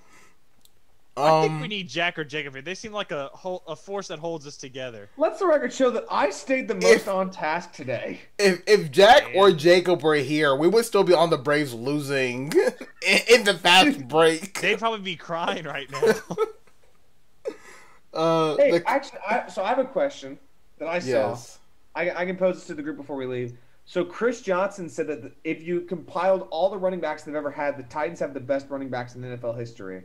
Derrick Henry, Chris Johnson, Eddie George, and Earl Campbell. Did Chris Johnson put himself in that category? Yeah, it's Chris Johnson. That's all he does. I mean, I know, but you said Chris Johnson said, and then you're like, hey, yo, I want to put myself in that category. I feel like they might have an argument for that. I'm not going to lie to you. Hey, are they RBU, bro? Well, I mean, like, no. What my thing is, like, obviously none of those guys are the best ever, but what team has 4 that are equal to those 4? You've got 3 Heisman winners. You could say the Bears had Gale Sayers, Walter Payton. Matt Forte. Matt Forte doesn't really live up to it. Exactly. That's what I'm saying. Is like Gale Sayers and Walter Payton are better than any of those running backs listed on the Titans, but better than those 4 combined? No. I mean,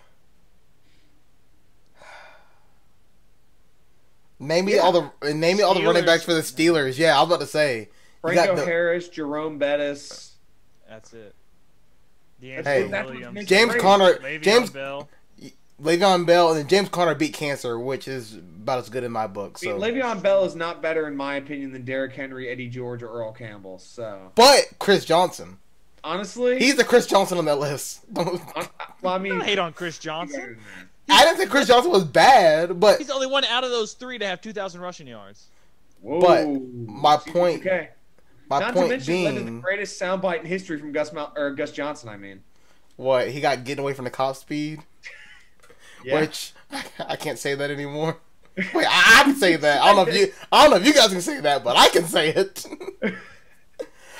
He got getting away from the cop speed. Oh no, what is that? And then it's like that clip I showed Davis on the weekend of that football movie. Oh my god. And that's how it ends. Chris Johnson also had 9,600 rushing yards in his career. He didn't play for that long. Along with 2,000 receiving yards as well. So most of those were from that year. He got the 2,000 rushing yards too. That's true. He got 500 receiving yards along. You're right. I know my CJ2K. All right. He didn't play. He did not play for that long. I think like 8 years, maybe. At the Yeah, most. he played 9 years, and Look basically at that. after 1 year with Arizona, where he got 800 yards. I'm so good. Davis is like so good on the extra point. They'll be on from the bench, and he'll be like, "What is 3 + 3?" Alex, I was trying to add. What was I trying to add? Jared. Yeah. He was trying to do a score prediction, and his way of doing the score prediction was like multiplying 6 by 7. He was like, "This is how I'll make the score prediction for the Alabama-Georgia game." And I don't understand why. Wait, Okay. I couldn't do the math in my head. I was laughing because I looked up top best running backs in NFL history, and it was showing me all the pictures, and I don't know if you'll be able to see it, but look at everybody and look at OJ said just like that with his mouth open. That's why I started laughing. I mean, the Lions have Barry Sanders, and I don't know if you count Adrian Peterson. I don't think you can do that. No. Right.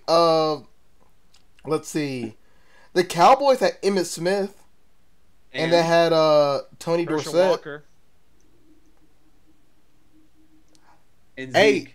Hey, the Cowboys could be on that list. You got Zeke, who's your current player. You got Emmitt Smith. They never had. That was the. Oh, Vikings Tony original. Dorsett.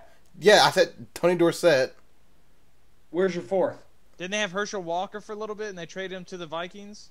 Yeah, but Herschel Walker wasn't exactly. I know, but I mean, like that's kind of your fourth one there.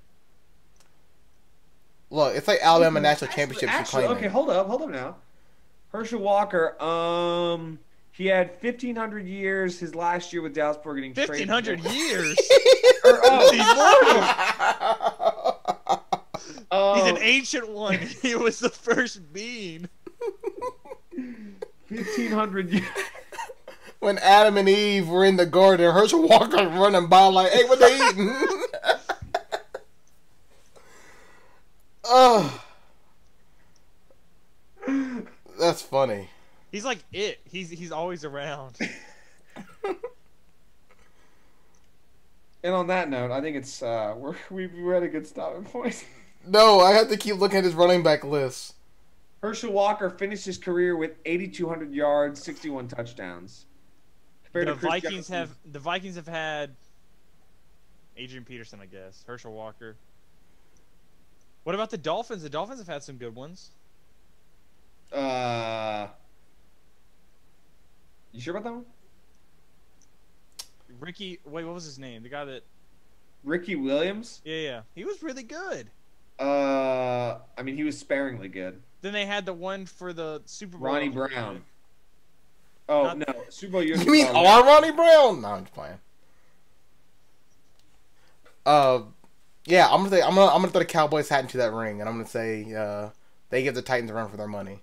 I'd throw the Dolphins in there as well. Ricky Williams, 10,000 yards. Oh, so now you're on. I was under the impression that his numbers were a lot worse, but then I just remembered the chaos is because he just randomly retired in the middle of his career and then got a violation and missed a whole season, a la Josh Gordon. So that's why I was. But you could do this with other teams. Like, what team has the best wide receivers all time? I would say You could say the Rams. You could say the Rams. You could say the Niners.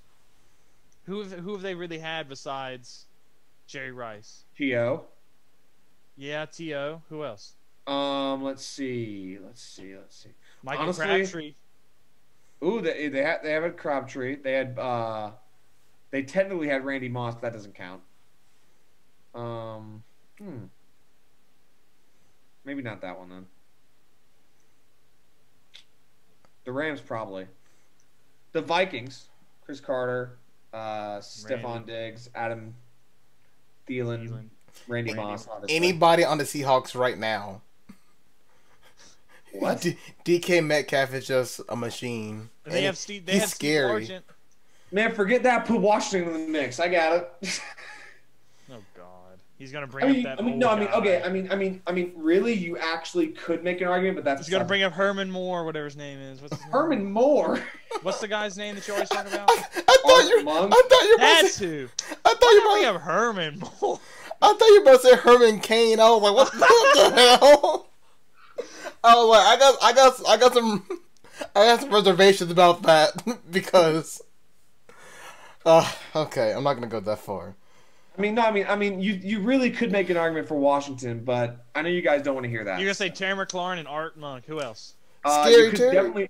You could definitely say Santana Moss, but that's beside the point. You could also say Bobby Mitchell, the first black player ever played for Washington, who finished his career with 8,000 yards. Alex goes, "Y'all don't want to talk about that," and then names bums. You asked me. Bums.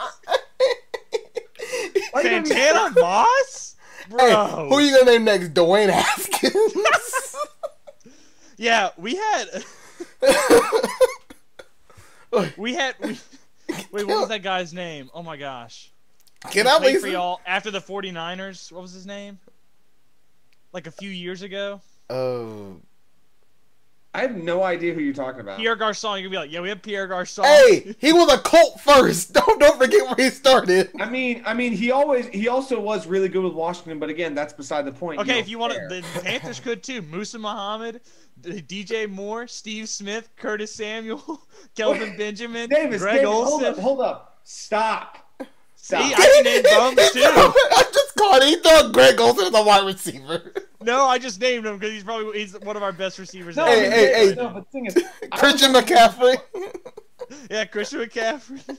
I was actually only naming good receivers, but again, you're not ready for that because you don't care. Stop about saying we're not ready for it. We are. You just No, have, you aren't. you have like Because 3 Dennis- good players in your history. That's Yeah, not and to true. be fair to the Panthers, I'm older than the franchise, so That is And we true. have more. We have equal amount of good receivers as you, Alex. That's not true.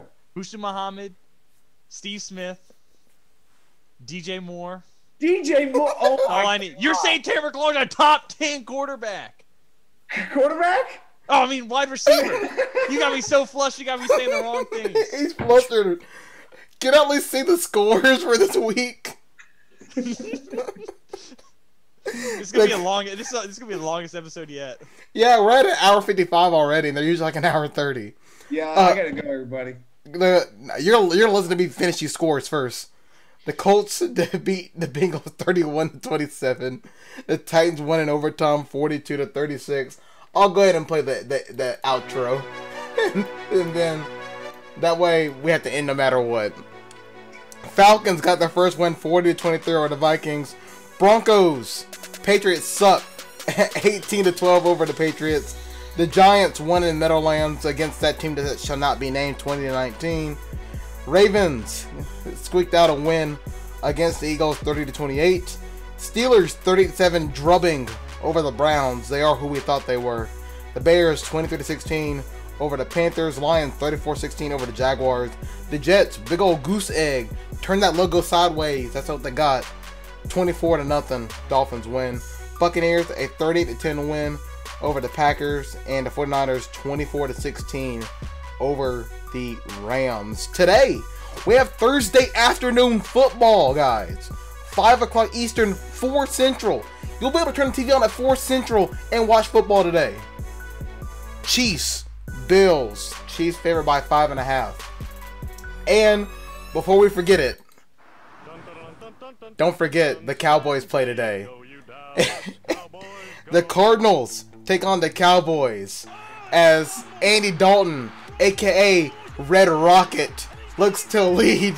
I thought it was the Red Rifle. Red Rocket, Red Rifle is red. That's all you need to. That's all you need to go with. So, should he be fired? Will he be fired? Never. I need to listen to this whole thing one time. Oh my goodness. Hey, he love him some Jason Garrett, but he ain't there no more.